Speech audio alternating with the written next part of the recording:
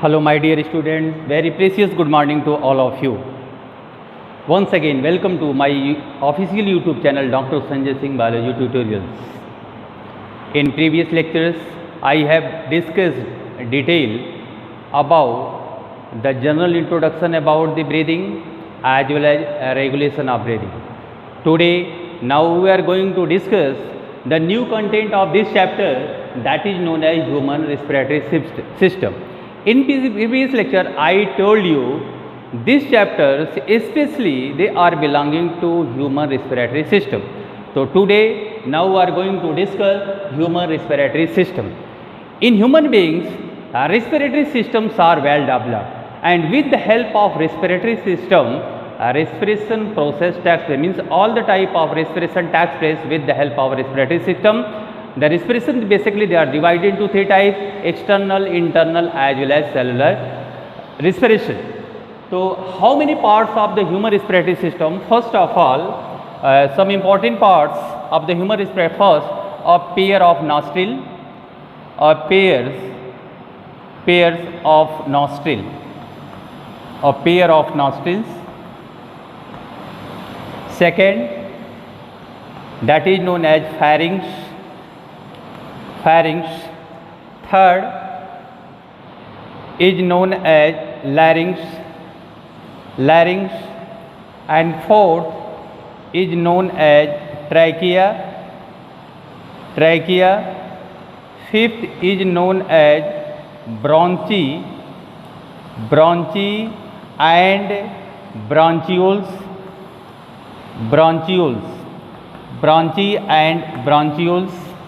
And the last is the main important organ of the respiration, that is known as lungs. Here is the sixth important part of the human respiratory systems. So I will discuss detail one by one. The first part is known as a pair of nostrils. Second part is known as pharynx. Third part is known as larynx. Fourth is trachea. Fifth is bronchi and bronchioles, and the last part is known as lungs. So all of these included human respiratory system. So first of all, discuss detail about a pair of nostrils. A pair of opening or pairs of opening present above the lips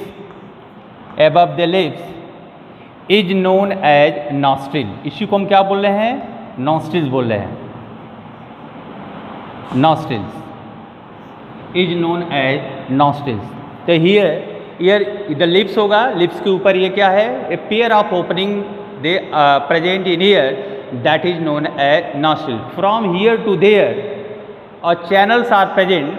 अगर आप इसको देखा जाए तो the nostrils जो pairs होते, pair of nostrils leads nasal chamber.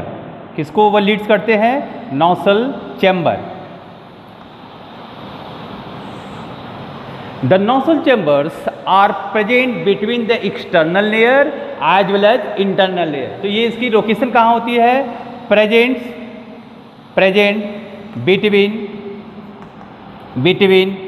External layers and internal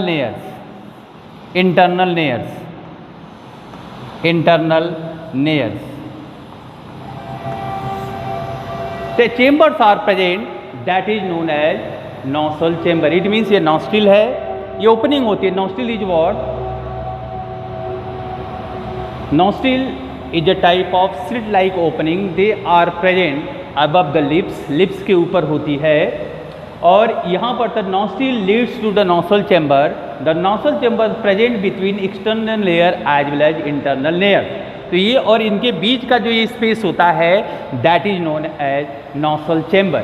In the nasal chamber area, अगर इसके बारे में देखा जाए, having three important parts. इसके three important part होंगे: vestibule,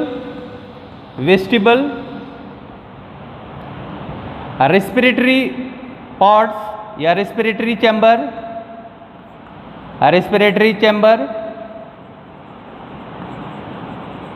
and third is the sensory part. Third is the sensory parts. अब ये बात आती है, in the nostril chamber area having three important sites are available.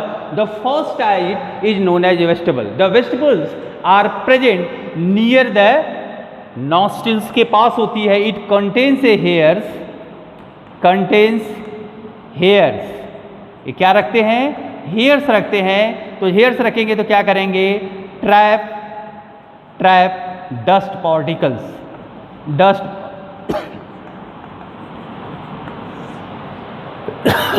Trap dust particles.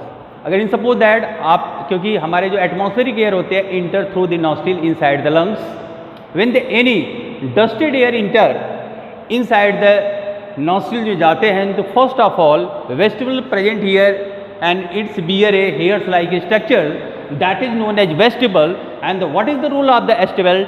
Trap the foreign dust particles. को क्या करता है? Trap dust particle, prevent from dust से वो बचा देता है. And the second part that is known as respiratory chambers. तो what is the role of the respiratory chambers? Are highly vascularized, highly vascularized, vascularized, highly vascularised. तो highly vascularised means होता है in this area of the nostril chambers very large amount of blood supplies are occurs. वहाँ पर vascularised होता है. Highly vascularised means supply of blood vessel in particular area. जब वहाँ पर होती है, ये क्या करती है? It's warm the air, warm the air and moist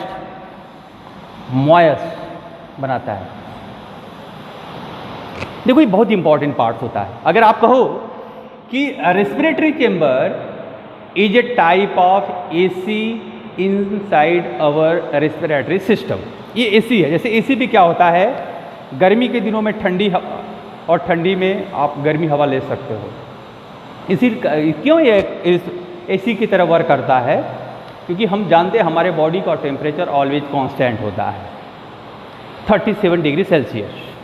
if the environmental temperatures above 37 degree Celsius, अगर वो वार्म एयर इंटर करती है inside our body, inside the lungs, therefore lungs are affected due to high temperature because our body temperature always maintain 37 degree Celsius.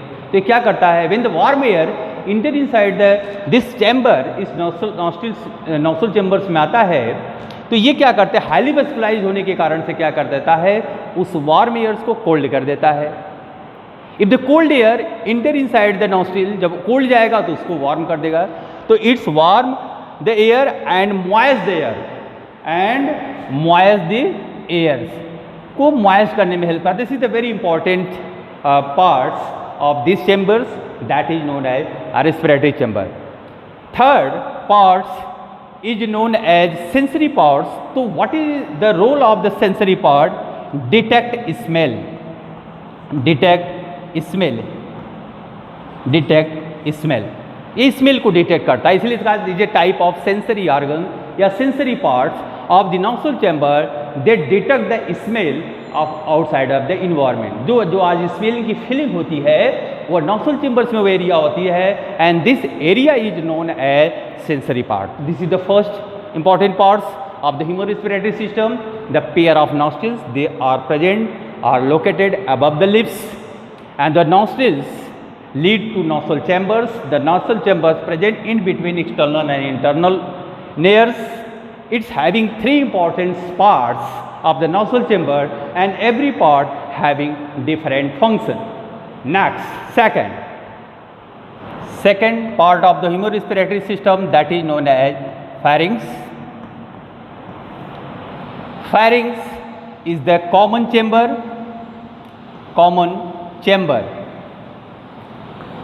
आप कह सकते हो common chamber होता है from where both food as well as air both passes from them. So therefore the pharynx is also known as common chamber of the upper part of pharynx, upper part of pharynx is known as nasochamber, nasopharynx. Nasopharynx is known as nasopharynx. What is the role of the nasopharynx? Conduct air, conduct air को conduct करता है. This is the upper part of the pharynx, that is known as nasopharynx. तो what is the role of the nasopharynx? Conduct air into the respiratory in the आगे के proceed करता है. And the lower part, the lower parts of pharynx, lower part of the pharynx is known as oropharynx, oropharynx, oropharynx. So what is the role of the oropharynx? Conduct food, conduct food in alimentary canal into the esophagus area. मतलब oropharynx conduct food to किधर conduct करेगा? In esophagus areas, esophagus, esophagus areas. And conduct air ये किधर करेगा? To larynx. तो आप ये देख सकते हो कि two important regions present in the pharynx area, in the pharynx sides. The upper part is known as nasopharynx. So what is the role of the nasopharynx? Conduct air, and this air lead to larynx regions of the human respiratory system, and the lower part of the pharynx, that is known as oropharynx. The oropharynx conduct food, and this food lead to esophagus areas of the alimentary canals. इसीलिए the pharynx is the common chamber, इसीलिए इसका नाम क्या पड़ा?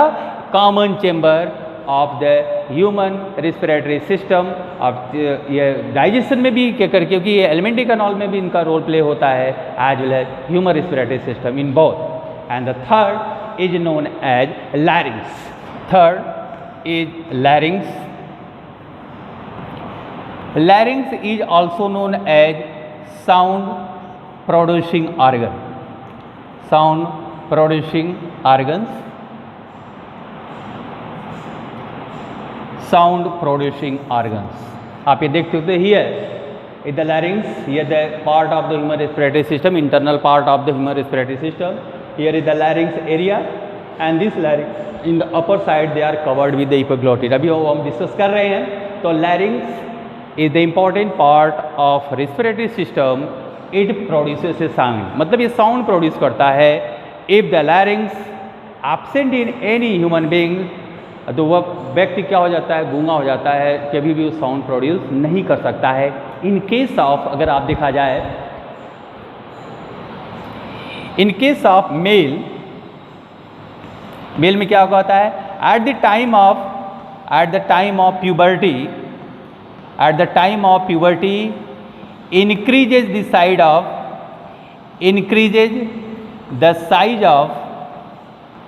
increases the size of larynx, that is known as Adam apple, that is known as Adam apple. उसको Adam Apple, not in female. इसीलिए आपने देखा होगा कि eight the time of after 13 to 14 years के बाद मेल साउंड जो होता है वो लो पिचेज ऑफ वॉइस हो जाता है. But in case of the female जो उनकी वॉइस होती है वो हाई पिचेज वॉइस होती है, क्योंकि उनकी साइज लैरिंग्स की नहीं बढ़ती है. But in case of the male the increases the size of larynx at the time of puberty. At the time of puberty means after 13 to 14 years के बाद उसकी साइज बढ़ जाती है और उनकी आवाज़ वॉइस भी क्या हो जाते हैं? चेंज हो जाते हैं. क्लियर्स? अच्छा, अभी बात आती है what is the epiglottis. Pharynx, अभी जो बात हमने पहले बहुत बोला था, pharynx leads to air into larynx through a opening through a opening that is known as glottids. Glottids, that is known as glottids. तो क्या होता है ग्लोटिड? अभी आप देखो कि फायरिंग्स के बाद आता है लैरिंग्स. तो pharynx is the common chamber. तो जो कॉमन चेंबर है नॉसोफैरिंग्स कंडक्ट एयर और air passage to the larynx region. तो इन्होंने कहा कि pharynx lead to air into larynx through a opening that is known as glottis. And the glottis ये जो होती है covered with epiglottids.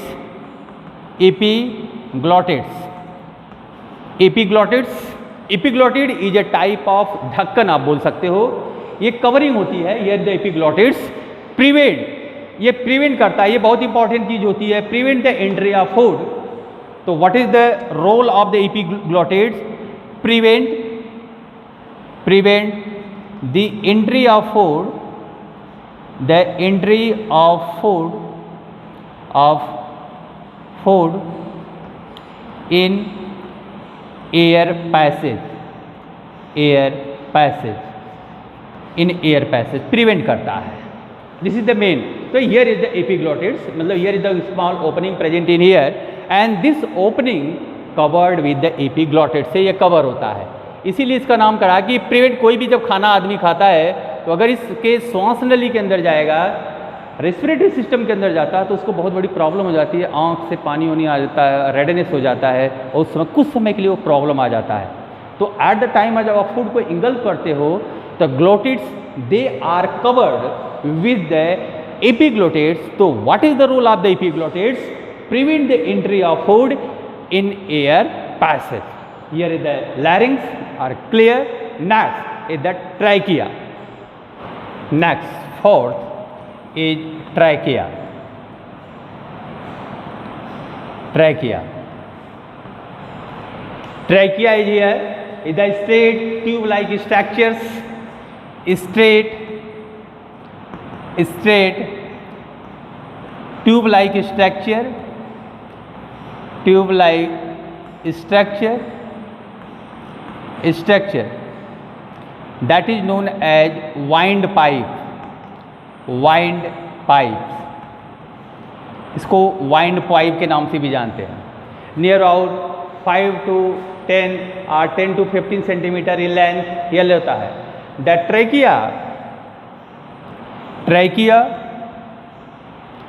Trachea contains C-shaped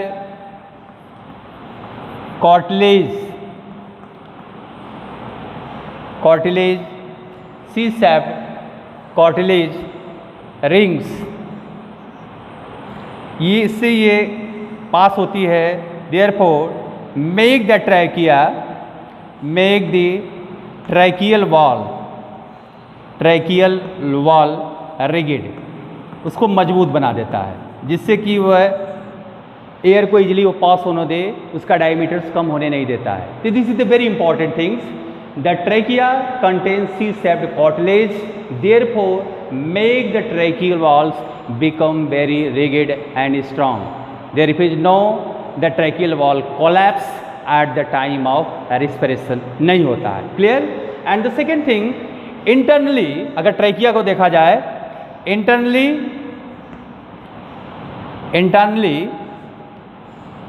trachea contains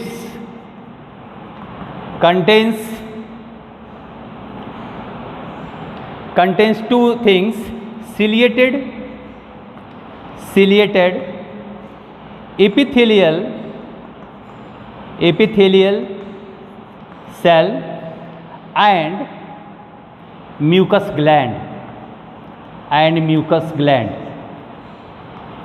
What is the role of both the cell in the tracheal? Internal wall of the trachea contains two type of structures: ciliated epithelial cell as well as mucous gland. Mucous gland क्या करेगा? secreted mucus वो secrete करेगा foreign foreign particles को वो trap करेगी। जो भी अगर कोई इन सपोज दैट हमारा हेयर ट्रैप नहीं कर पाया और वो आगे बढ़ रहा है, तो लंग्स में जाने से पहले if any foreign particles present in the airs and this foreign particles trap by the mucus and this mucus they are secreted from the mucous gland। तो trachea play very important role to trap the foreign particles, और कोई pathogen invading organisms उसको भी वो trap कर लेता है। As well as ध्यान देना कि सिलिएटेड इपिथेलियल सेल जो होता है, what is the role of the ciliated epithelial cell, इनका जो रोल होता है ये क्या करेगा, ट्रांसफर मूवमेंट में हेल्प करता है, transfer foreign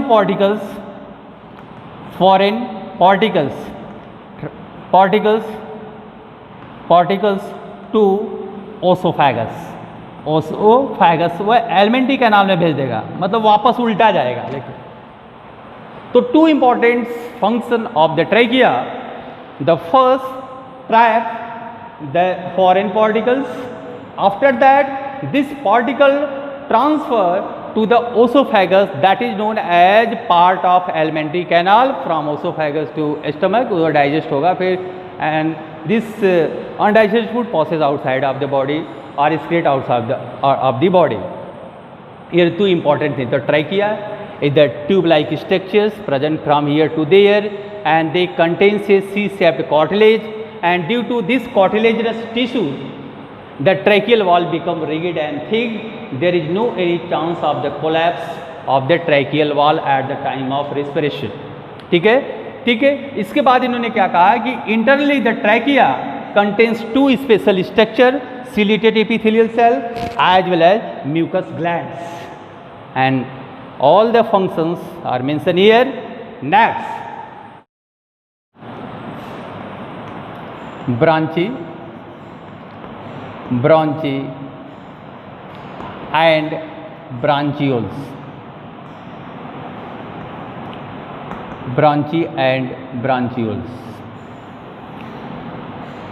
in here trachea bifurcated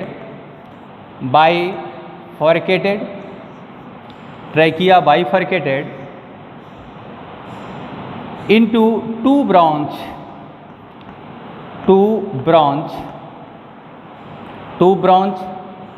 that is known as branchi। इसको क्या बोल रहे हैं, that is known as branchi।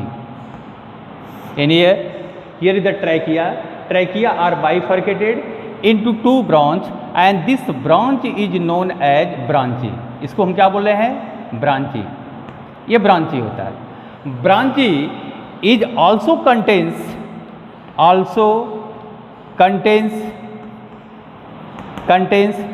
C-shaped cartilage rings,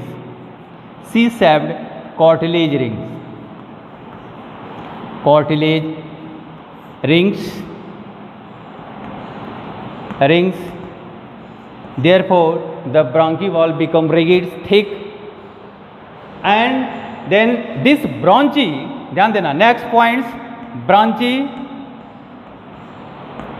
again divided into secondary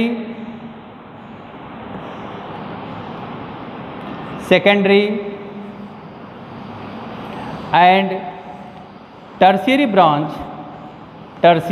branch, and this branches here, the secondary and tertiary branches leads or bears branchioles, किसको bears कर रही है, branchioles को bear कर रही है। and these branchioles do not contains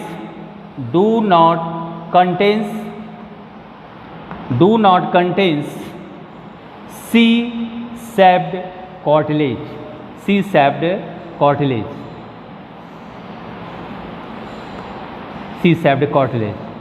तो आप ये देख सकते हो what is the differences between bronchi and bronchiole when trachea bifurcated into two branch, that is known as bronchi, and the branches again divided into secondary and tertiary branches, and these branches again further divide to leads or bears branchioles. So here is the smaller area present in here, that is known as branchioles. तो ये कौन सा हो गया? अब branchioles होगा. तो branchioles जो हो गए do not contain C-shaped cartilage rings, वहाँ पर absent होती है, because the branchioles they are present inside the lungs area where air sacs are present. मतलब branchioles connect with alveoli और air sacs. मीन्स ब्रॉन्ची किससे कनेक्ट हो रही है? कनेक्ट किससे हो रही है? कनेक्ट टू एयर सैक और एल्वेलस से वो कनेक्ट होती है. एल्वेलस इज व्हाट? एयर सैक जिसमें हवा भरती है. तो आप एक देख सकते हो फ्रॉम नॉस्ट्रिल टू ब्रॉन्चियोल्स की अगर हम बात करते हैं तो वह आपका क्या आ जाएगा? This is the conducting part of the human respiratory system, and the loss is alveoli and their ducts is the part of exchange of gases of the human respiratory system. तो अभी वह हम बाद में भी डिस्कस करते हैं.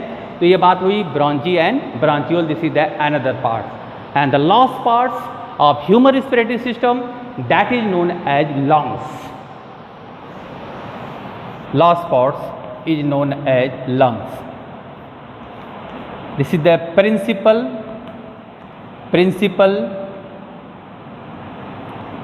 respiratory organs. ये principal respiratory organ is because basically the main important organs of the human respiratory system, because they play a very significant role for exchange of gases takes place. The branching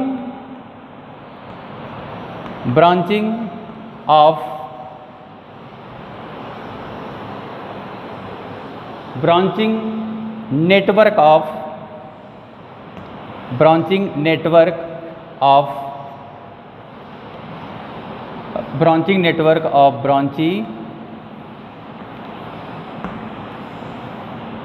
branchioles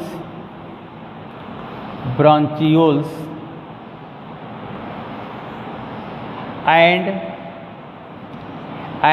air sac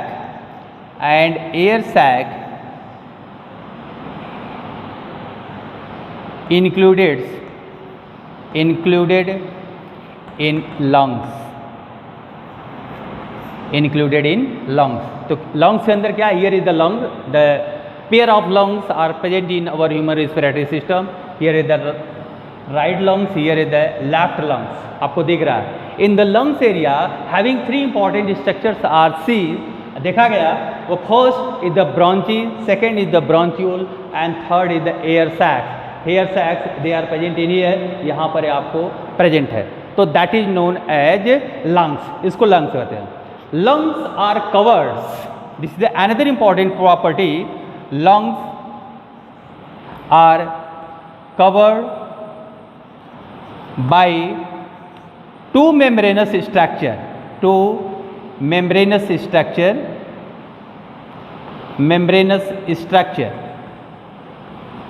Structures.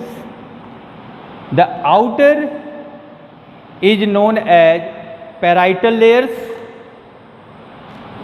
This is the parietal layers,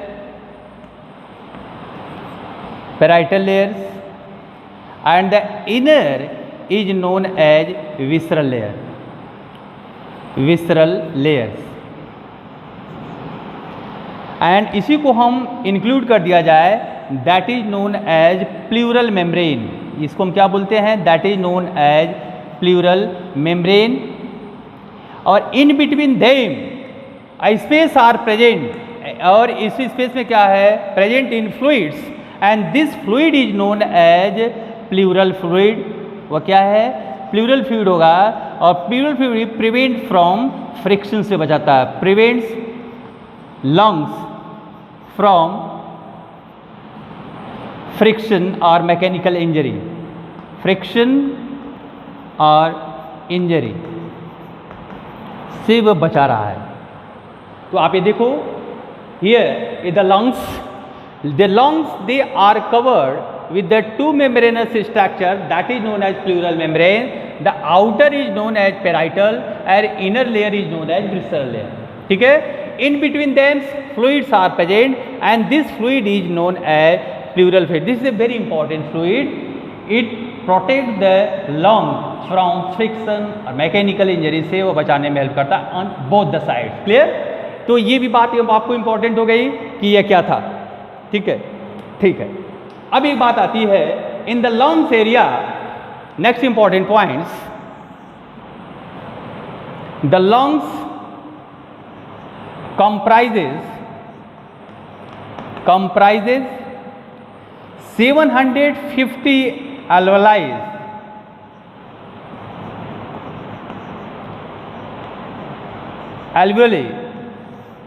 present in lung. Alveoli presents होती है. आप समझो 750 millions alveoli, आप ऐसे लिखो, millions alveoli present होती है in the lungs comprises 750. 1 million is equal to 10 lakhs air sacs are alveoli are airs. तो therefore the lungs become spongy. इसी के कारण क्या हो जाती है, द लंग्स बिकम स्पॉन्जी, क्योंकि इसके अंदर लंग्स बिकम स्पॉन्जी. ये लंग्स क्या हो जाएगी, स्पॉन्जी हो जा रही है. What is the role of the alveoli? The main role of the alveoli is what? Exchange of gases takes place, intake of oxygen molecule as well as release of carbon dioxide from the alveoli area. तो आप यहाँ देखोगे in both the sides air sacs or alveoli are present.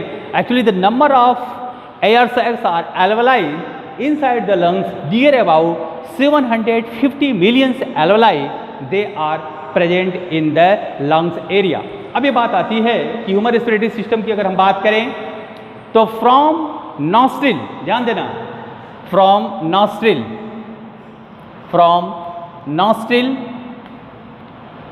To ब्रांचियोल्स, ये जो parts होगा from nostril to bronchioles, this is the conducting parts. ये कौन सा पार्ट है? Conducting part of human respiratory, conducting part of human respiratory systems का होगा. And जो next alveoli and their ducts, उनके जो डक्ट्स होंगे, ये जो एरिया होगी ह्यूमन रेस्पिरेटरी सिस्टम का, ये कंडक्टिंग पार्ट्स, एंड ये जो होगा that is known as exchange part of human respiratory system where gaseous molecules are exchanged by simple diffusion process.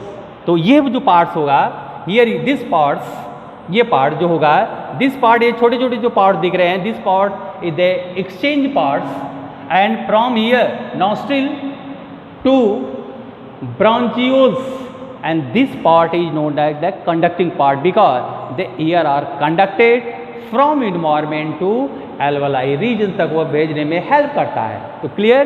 तो हियर इज द लंग्स क्या था, आपने ये देखा कि lungs is the principal respiratory organs and branching network of bronchioles and air sac included in lungs. इस lungs में आपको पाए जाते हैं. और आपको ये भी बनाया कि lungs they are covered by the two membranous structures that is known as pleural membranes. And the pleural membranes, they are of two types, parietal as well as visceral layers. In between them, space are present. In this space, fluids are present, and this fluid is known as pleural fluid. उसको क्या नाम दिया गया? Pleural fluid. And what is the role of pleural fluid? Prevent the lungs from friction or injury, not of frictions or injuries. से वो बचाने में help करता है. the loss, this is the conclusion of human respiratory system. Respiration involved in following steps.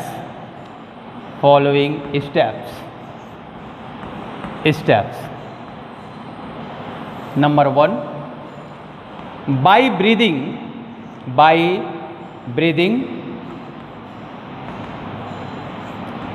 exchange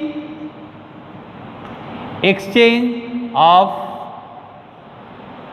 O2, मतलब exchange of O2 by breathing, ऐसे करो, by breathing oxygen molecules taken from environment and carbon dioxide are released out from the lungs. After second breathing, diffusion of gases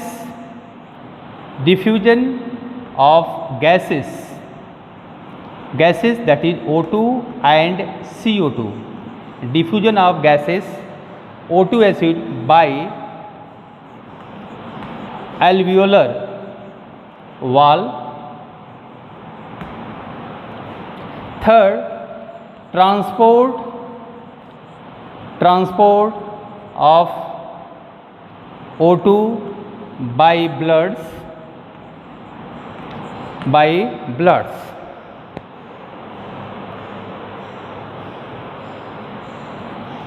Transport of O2 and CO2, O2 and CO2 by blood.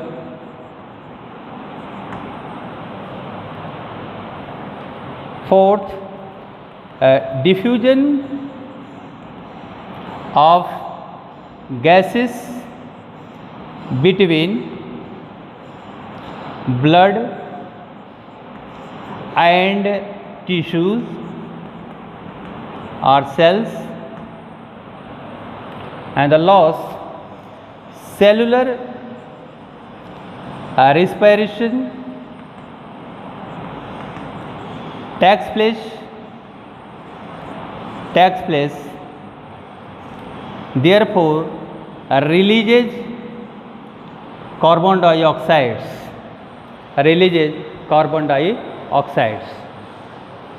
This is the fifth important points of the respiration involved in following step. Means first of all, in breathing process आपको क्या है, हम oxygen को intake कर रहे हैं और carbon dioxide को एक्सपेल करते हैं. आफ्टर दैट फ्रॉम वेयर आप देख सकते हो diffusion of gases by alveolar wall. Air sacs O2 को अंदर जाने देगा because the partial pressure of oxygen molecule in the alveolar wall is more in comparison to the bloods, तो वहाँ पर डिफ्यूज हो जाएगा. फिर transport of O2 and CO2 by blood वह ट्रांसपोर्ट होते जाएंगे to the near the cell area where diffusion of gases between blood and tissue. Blood में ऑक्सीजन को ब्लड के में जो ऑक्सीजन होता है उसको टिश्यू में ट्रांसफ़र कर देता है और टिश्यू का जो CO2 होगा वो अपटेक कर लेगा ब्लड में फ्रॉम वहाँ से ब्लड, फिर वो CO2 को लाएगा lungs to outside of the body, वो चला जाता है. तो CO2 को हमेशा expelled out from the body. And in last way में क्या हो रहा है, when the oxygen molecule enter inside the cell where cellular respiration takes place. I have discuss detail in the respiration chapters. And वहाँ पर क्या होगा, releases carbon dioxide as well as energy release होती है. एंड दिस एनर्जी जो होती है again enter into the bloods, वो ब्लड से में जाएगी from blood to lung to outside of the body.